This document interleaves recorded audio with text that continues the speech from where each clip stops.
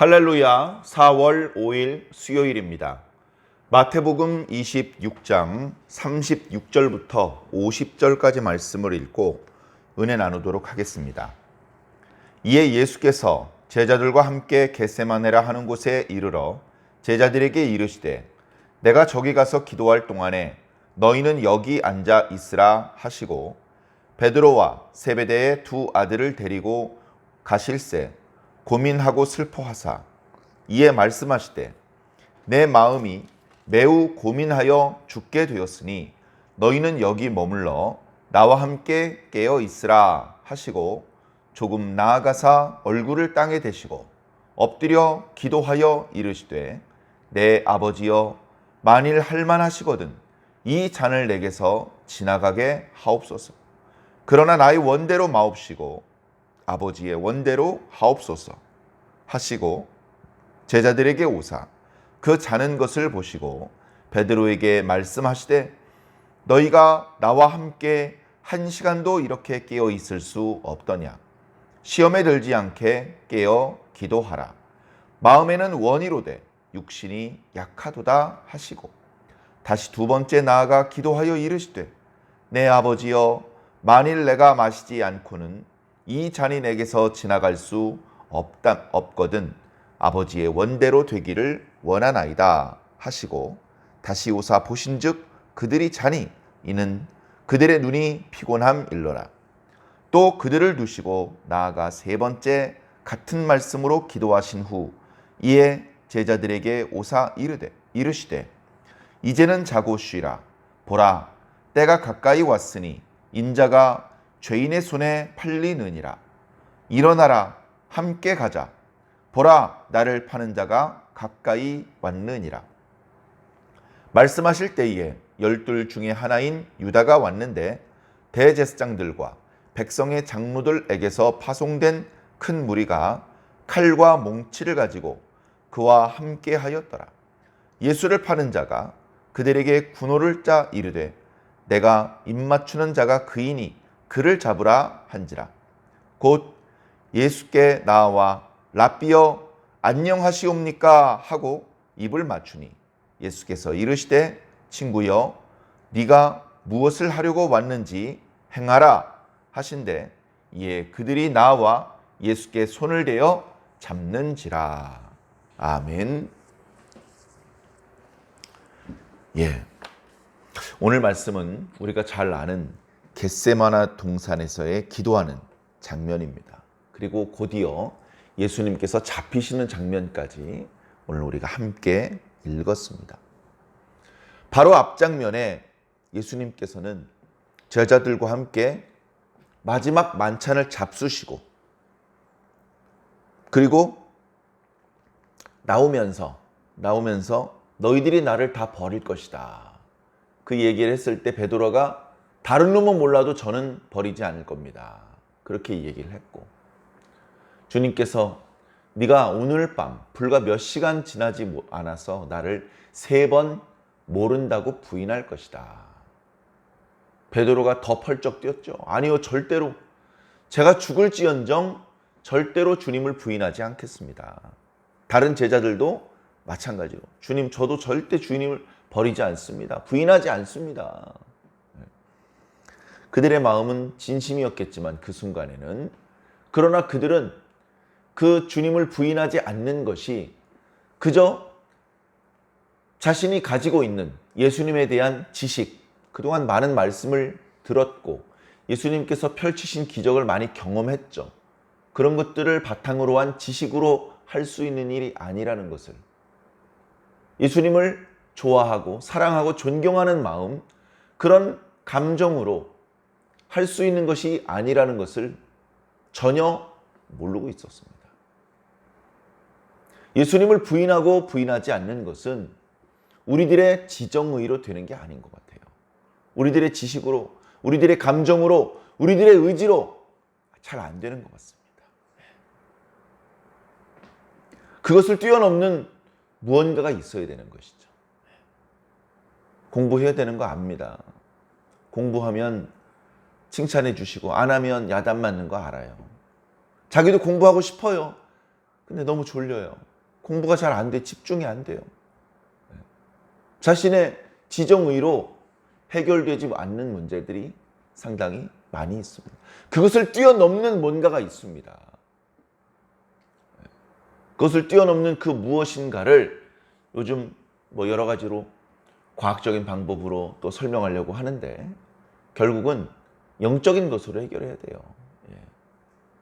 영적인 것으로. 그 지정의도 영적인 것을 설명할 때 사용하는 표현이지만 그것만 가지고 다 표현할 수 없는, 우리의 언어로 다 빠짐없이 정확히 묘사할 수 없는 그런 영적인 부분이 있습니다. 그 영적인 부분의 힘이 강해야 예수님을 믿고 부인하지 않을 수 있는 것이죠.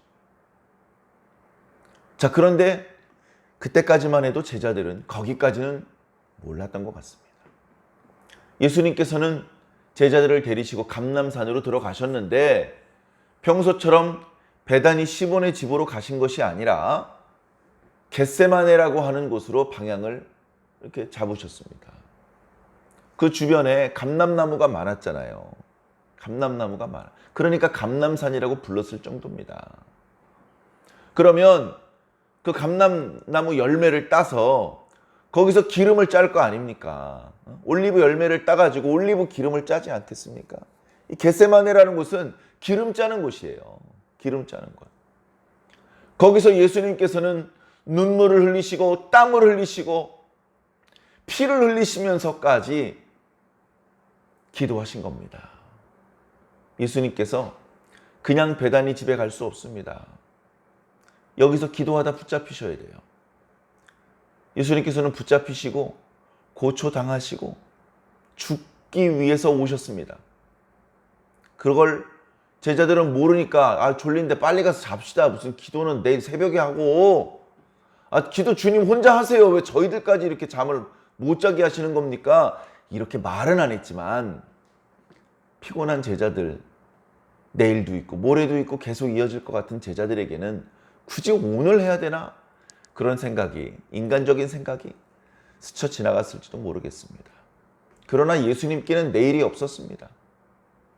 당신께서 평소에는 늘 의연한 모습을 보여주셨고 강력한 하나님의 능력을 보여주셨고 말씀을 선포하실 때도 뭐 이렇게 확신 없는 목소리가 아니고 확신에 차서 권위 있는 말씀을 제자들과 백성들에게 선포하셨는데 만찬을 마치고 나올 때까지만 해도 안 그랬는데 점점 겟세마네 쪽으로 방향을 잡고 올라가시면서 예수님의 안색도 안 좋아지시고 음성도 기운이 없어 보입니다.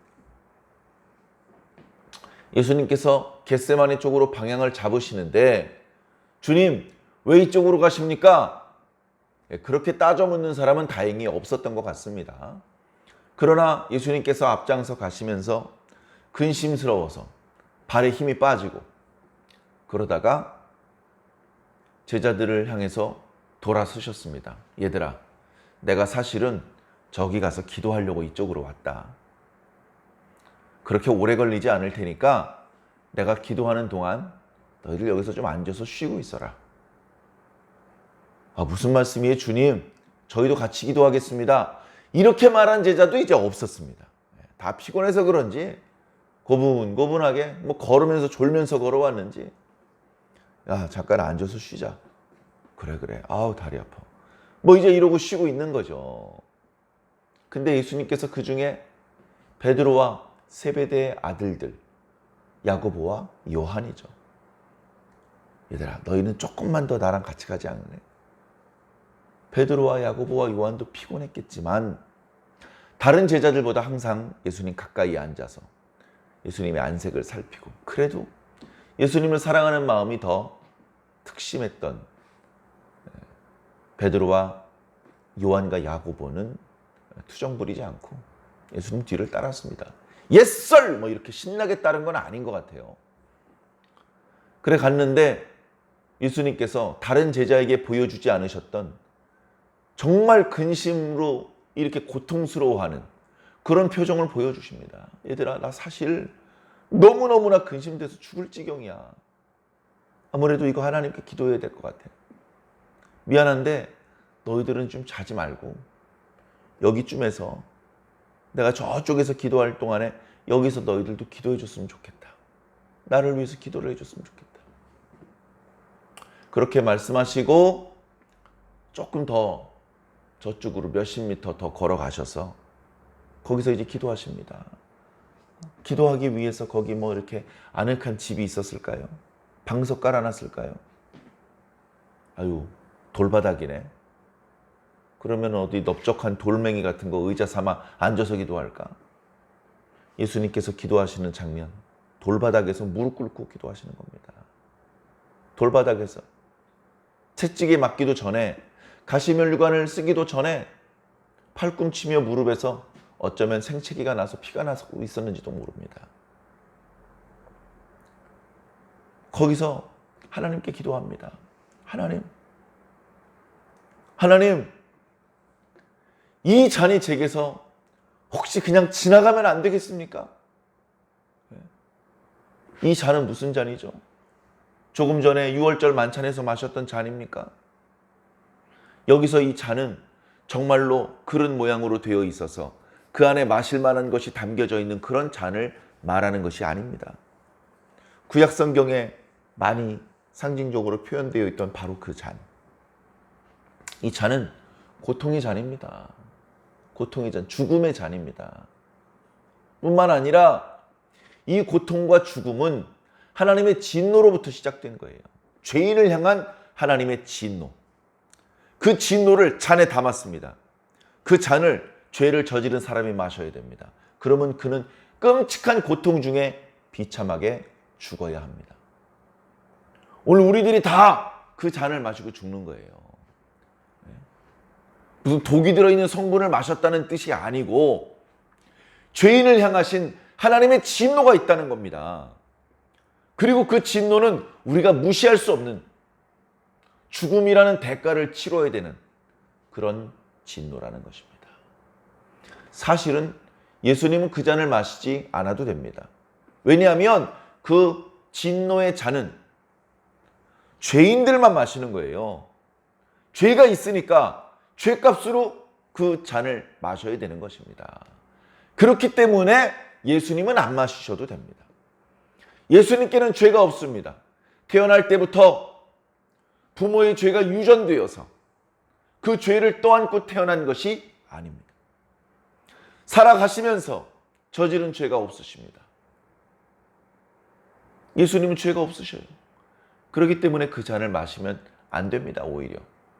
그러나 예수님은 압니다. 자기 앞에 그 잔이 준비되고 있다는 것을. 자기 앞에 고난의 잔이 준비되어 있고 죽음의 잔이 준비되어 있다는 것을. 그것은 다름 아닌 아버지 하나님의 진노의 잔이라는 것을 알고 있습니다. 하나님, 제 앞에 잔이 하나 있네요.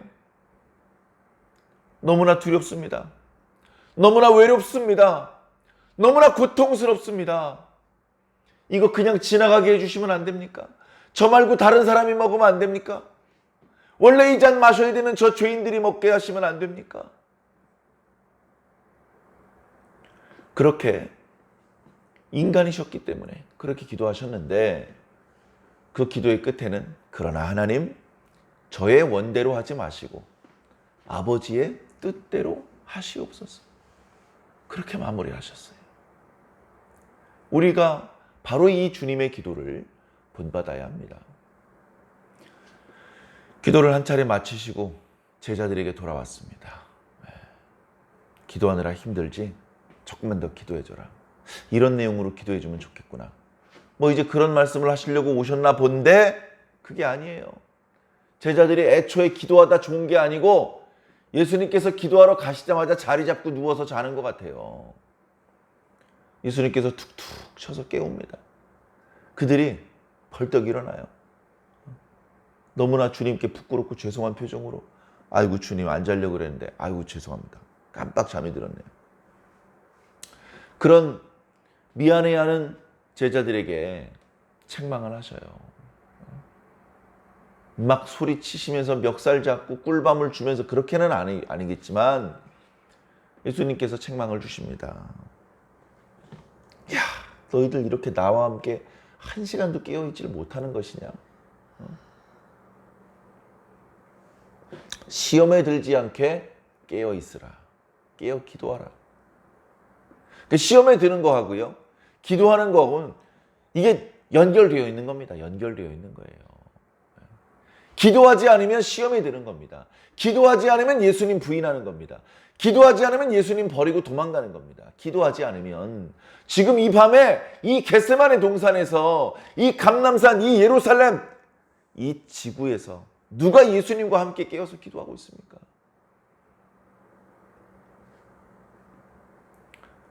그러니 다 예수님을 버릴 수밖에 없죠. 다 예수님. 베드로한테 경고하셨는데 네가 다 굴기 전에 3번 나를 부인할 것이다. 그 말씀이 농담이 아닌 걸 느꼈다면 주님께서 기도하라는 말씀을 들었어야 되는데 눈이 피곤하고 도저히 견딜 수 없는 그런 상황이었나 봅니다. 왜 제자들만 피곤하죠? 예수님은 낮잠 주무셨나요? 예수님도 피곤하셨을 겁니다. 그러나 예수님은 이제 곧 모진 고난과 그리고 죽음을 맞이하셔야 되기 때문에, 내일은 없기 때문에 주님께서는 이렇게 사력을 다해서 몰려오는 피로를 무릅쓰고 기도하셨던 겁니다. 제자들은 그게 없으니까 기도하지 않아. 지정의로 예수님께 대한 지식, 예수님께 대한 감정, 예수님께 대한 의지로는 시험에 드는 것을 막을 수가 없어요. 예수님을 부인하고 예수님을 버리고 도망가는 행동을 막을 수가 없어요. 그걸 막을 수 있는 것은 기도밖에 없습니다. 기도는 그 모든 우리가 가지고 있는 지식과 감정과 의지의 힘을 뛰어넘는 새로운 능력을 끌어당겨오는 그런 힘이 있는 겁니다. 예수님도 기도하시기 전에는 근심 중에 두려워 도망가려는 그런 심정이었던 것 같습니다. 그러나 기도하신 후에 예수님의 모습을 보십시오. 두려워하지 않습니다. 제자들 야단치지 않습니다. 가롯 유다 책망하지 않습니다. 니들 나 잡아 죽이려고 왔지? 내가 허락하노라. 내가 허락하지 않으면 니들 나 못 잡아. 내 몸에 손 못 대. 내가 허락한다.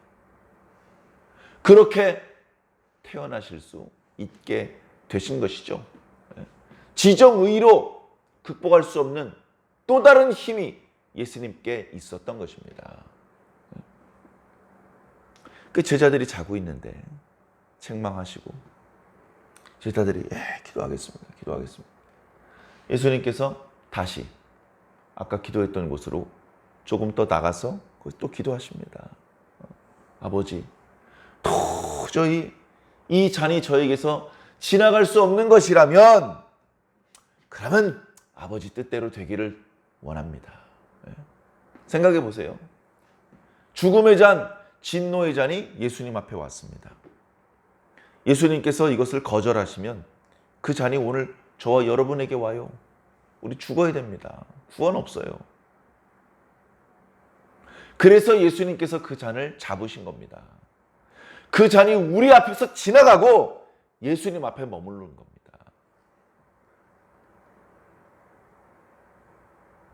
축복은 우리를 지나가서 그냥 가버리면 안 됩니다. 그건 붙잡아야 됩니다. 그러나 저주는 우리에게 오더라도 그냥 지나가 버려야 됩니다. 이 죽음의 잔, 고난의 잔, 저주의 잔, 진노의 잔이 우리를 지나가서 예수님 앞에 서 있습니다. 예수님께서 또 한 번 그 잔을 지나 보내시면 우리는 죽는 건데 예수님께서 이 잔이 저를 지나가면 안 되는 것이라면 아버지의 뜻대로 되기를 원합니다. 그렇게 기도를 하십니다. 그리고 제자들한테 또 오셨어요. 막 책망하겠다는 말씀은 없습니다. 근데 예수님께서 깨우긴 하셨던 모양이에요. 제자들이 또 얼굴이 홍당무가 돼서 아이고 주님 죄송합니다. 이런 표정으로 일어났던 것 같습니다. 근데 보니까 눈을 잘 못 떠, 눈을 너무 늦은 시간이고 낮에 피곤했기 때문에 저녁에 도저히 깨어서 기도한다는 것은 어려운 그런 상황이었던 것 같습니다. 그렇게 해서 잘 떠지지 않는 눈을 뜨면서 주님 죄송해요. 기도할게요. 그런 표정으로 앉아있는 제자들을 뒤로 하고 주님께서는 마지막으로 한 번 더 기도하십니다. 그러니까 기도도 이런 거예요. 일방적으로 나의 소원을 하나님께 막 때를 쓰는 게 기도가 아닌 것 같아요. 일방적으로 내 욕심, 내 소원 이걸 막 하나님 앞에 막 늘어놓는 거, 때 쓰는 거. 그게 기도가 아니고 기도를 통해서 내 생각과 하나님의 생각이 일치되는 겁니다. 그게 일치하지 않기 때문에 마음이 불편해요. 마음이 불편하면 기도해야 되는 겁니다. 어떤 목표가 생기고 기도 제목이 생길 때 기도하는 게 아니고 물론 그때도 기도해야 되는데 마음이 불편하면 기도하는 겁니다. 이제 영적으로 병이 깊이 들어버리면 마음으로 불편해지지도 않아요. 어떤 얘기를 들어도 주님의 뜻을 벗어난 이야기를 들어도 마음에 걸리는 부분이 없고 일이 잘못 돌아가고 있어도 마음이 불편해지지 않는 겁니다. 아직 깨어있는 사람은 마음이 불편해요. 기도해야 됩니다. 내 마음과 내 생각과 하나님의 마음과 하나님의 생각을 일치시켜야 됩니다. 내 생각을 중심으로 하나님의 생각을 바꾸셔야 되는 게 아닙니다. 잘못 기도한 거죠. 하나님을 중심으로 내 생각이 바뀌어야 됩니다. 내 뜻이 이루어지면 안 됩니다. 아버지의 뜻이 이루어져야 됩니다. 기도가 제대로 됐으면 내 생각이 바뀌어야 됩니다. 내가 변함없이 흔들림 없이 내 소원을 고집부리는 것이 기도가 아니라는 겁니다. 예수님께서 기도를 마치셨습니다. 예수님의 생각은 이제 하나님의 생각과 완전히 일치하셨습니다. 더 이상의 고난과 죽음을 두려워하지 않으셨습니다. 피하지 않으셨습니다. 제자들한테 왔습니다. 다시 깨웁니다. 얘들아, 이제 일어나 가자. 이제 자고 쉬어도 된다. 때가 됐다. 저기 인자가 죄인의 손에 팔린다. 그렇게 얘기합니다. 제자들이 졸려서 그랬는지 안 졸렸어도 뭔 뜻으로 그런 말씀하신지 이해를 못했을 겁니다. 그리고 조금 내려가니까 가룟 유다가 옵니다. 가룟 유다가 무슨 살인 강도 체포 작전입니까? 대제사장들과 백성의 장로들이 보낸 사람들, 성전 경비대원들, 빈손도 아니고 칼과 몽치로 무장을 했습니다. 걸리면 도주하면 말 안 들으면 여차하면 죽여버릴 수 있다는 겁니다. 현장에서. 그래가지고 이 사람 저 사람 엉뚱한 사람 죽이지 말고 한 사람만 잡으면 됩니다. 그 사람이 누군지 내가 가서 입 맞추는 사람. 그 사람이 오늘 여러분들이 체포해야 되는 사람입니다. 그렇게 얘기를 하고 유다가 갑니다. 저 뒤에 숨어 있다고. 예수님 눈에 그 칼과 몽치가 들려진 사람이 안 보이겠습니까? 유다가 라비어 안녕하시옵니까? 뭐 이런 뜻이죠. 아유, 제가 잠깐 볼일 보러 나갔는데 여기 계셨습니까? 그리고서는 입을 맞춥니다. 형제요, 네가 뭘 하려 왔든지 그걸 해라. 입 맞춥니다. 그러니까 그 사람들이 일시에 달려들어서 예수님을 체포합니다. 요한복음에 보면 베드로가 칼을 가지고 있다가 말고라는 사람의 귀를 쳐서 떨어뜨렸다. 막 휘두르다 보니까 이제 귀가 피하다가 이제 귀가 베인 것이죠. 예수님께서 그 귀를 또 고쳐주십니다. 칼로 일어난 자, 칼로 망한 자. 베드로가 도망갑니다. 다른 제자들이 다 예수님 버리고 돌아갑니다. 너희들이 다 나를 버릴 것이다 라고 말씀하신 지 불과 몇 시간이 됐을까? 1시간, 2시간? 불과 얼마 되지 않아 다 도망갑니다.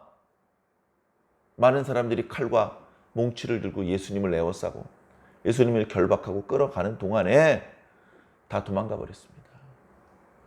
베드로가 도망가다가 그냥 이대로 멀리 도망갈 수가 없으니까 뒤쫓아가는 이야기가 또 뒤에 나오는데요. 사랑하는 성도 여러분, 중요한 것은 그렇게 마지막까지 완전히 도망가지 않고 뒤따라가는 게 문제가 아니고 기도했느냐가 문제입니다. 기도는 언제 해야 되냐면요. 기도할 수 있을 때 해야 돼요. 기도한 다음에 전도하지 않습니까? 예를 들어서. 그럼 전도할 때는 기도하는 게 아니고 전도하는 겁니다. 기도는 기도할 때 하는 거예요. 봉사는 봉사할 때 하는 겁니다. 예배 시간에 예배 드리는 거고요. 끝나고 봉사하는 겁니다. 다 상황에 맞게 하는 것이죠. 예수님께서 굳이 자는 제자들을 깨우면서까지 지금 막 기도해야 될 때야. 지금 한마디라도 기도해. 기도를 강조해 주실 때가 있습니다. 강단에서. 그때 기도해야 됩니다. 사랑하는 성도 여러분, 지금은 고난주간입니다. 예수 그리스도께서 우리 앞에서 그 하나님의 진노의 잔이 지나가게 하시려고 당신께서 그 잔을 붙잡으셨습니다. 이 잔, 저 사람들한테 주지 마시고 제가 마시겠습니다. 우리를 대신해서 고난을 당하기로 결심하신 예수님의 그 넓은 사랑을 우리가 꼭 기억했으면 좋겠습니다. 오늘 하루 그 마음으로 경건하게